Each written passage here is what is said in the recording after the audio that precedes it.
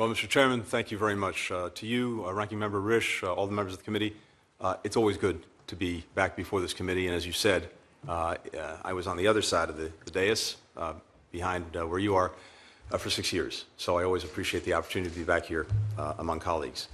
And thank you for the opportunity to testify today. More importantly, thank you for the partnership that I think we've been able to manifest together to advance American leadership in the world that is so essential for delivering on the priorities that matter to the people we represent. The need for U.S. global leadership and for cooperation with allies and partners has never been greater. The People's Republic of China is pursuing military... was 6 years old when Israelis killed her.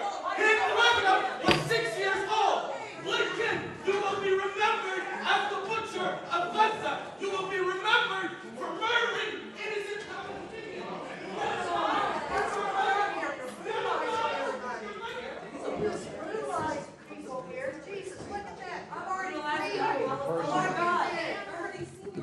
The person, will the officer please remove the person who's making these comments?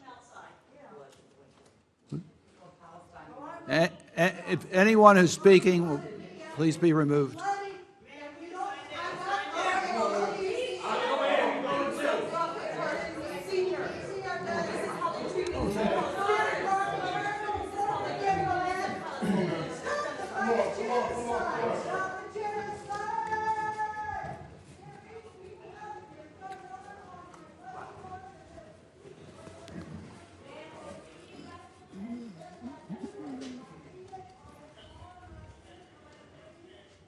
Mr. Secretary, you may proceed.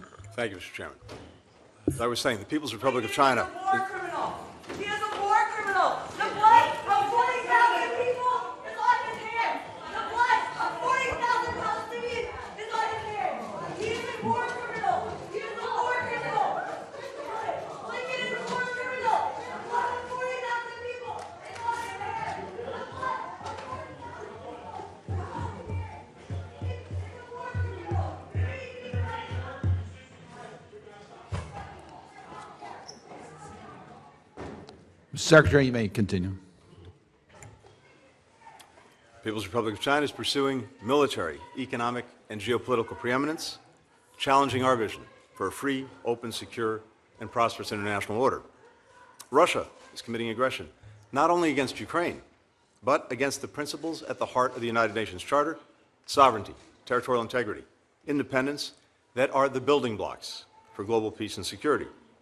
In the Middle East, we're standing with Israel in its efforts to ensure that what happened on October 7th never happens again, as we do everything we can to bring an end to the terrible human suffering in Gaza and prevent the conflict from spreading.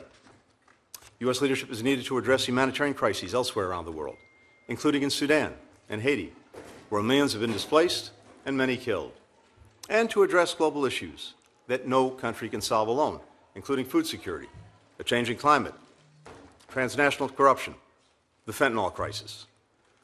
But with the support of Congress, we can and we are approaching these challenges from a position of strength. Because of the actions we've taken, the United States is stronger economically, diplomatically, and militarily than we were 3 years ago. We've made historic investments at home in our own competitiveness, innovation, infrastructure. We've renewed our alliances. We've built new ones. We've secured unprecedented alignment with key partners in Europe, Asia, and beyond. We've delivered essential American aid to Ukraine, and we've rallied the international community to share the burden with us.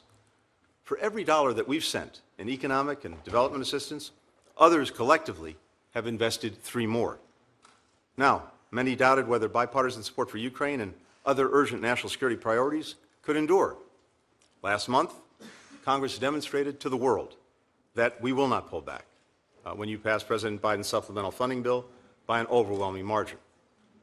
Our investment abroad does not come at the expense of our strength at home. Far from it.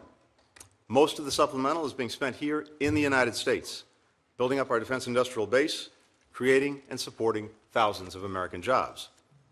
We need to keep up this momentum. That requires a State Department budget that we fully resource in order to meet the challenges of our time. The President's FY25 budget. Funding a genocide in Gaza. There have been 7 mass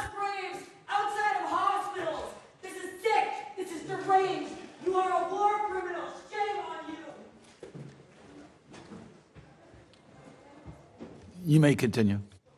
Thank you.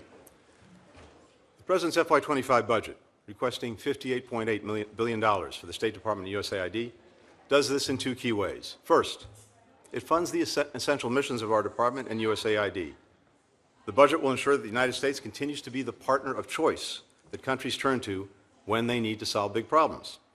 In an era of renewed great power competition, we must present the strongest possible offer, one that's relevant and responsive to countries' needs, and that advances our security and economic interests. That's why we're requesting $2 billion for a new fund to build high-quality, sustainable infrastructure around the world. Crucially, investments like these create jobs for Americans. They expand markets for our businesses. We're requesting resources for the World Bank. With $1 billion in U.S. funding, we can unlock another $36 billion in development fund capacity to direct to the top priorities of emerging economies. That is an enormous return on our investment and essential for competing with China around the world. The budget also includes $1.7 billion